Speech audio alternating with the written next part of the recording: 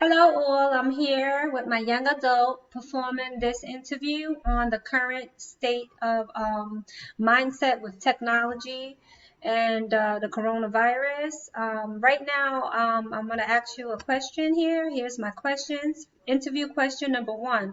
Are you aware that the CDC says young adults aged 20 to 44 make up nearly one-third of the U.S. coronavirus cases?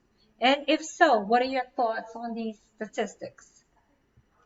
I've been following the news, so I am aware that the cases for the young adults has increased since we first heard about the virus. And my thoughts on that is, I think they've increased so much because the young adults haven't been taking this seriously. Because when this first, the cases were first introduced to us, we were told that it's for adults. Well, older people are getting this, and sickly people are getting this. So they assumed that this wasn't gonna affect us, but that type of ignorance and that type of dismissal of this information has caused these cases to surge because people were still going on spring break, people were still having corona parties. So my thoughts on the statistic is that as much information as they have, they should show it to let these young adults know you're not immune to this. Okay. So, as you already mentioned, spring break. I had a question in regards to that. So, do you think those type of corona parties that you mentioned is sensationalizing it, and it makes the young adults want to become closer instead of social distancing? Is it sending mixed signals?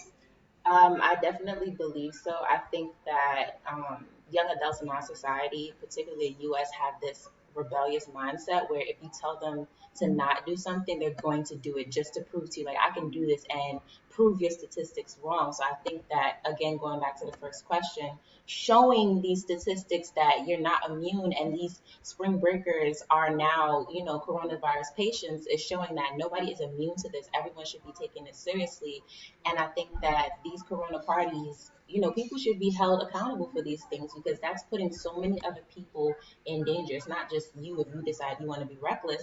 You're putting so many other people in danger because it's not like something that just, okay, you come in contact and then boom, you got it. It's okay, it's a weight, and then you're interacting with three, four, five different people, and it's branches of these type of things. It's like these people interact with these people that interact with these people, and now people that were taking the precautions to be safe are in danger because Mm-hmm. somebody decided they wanted to be rebellious, and it's not fair.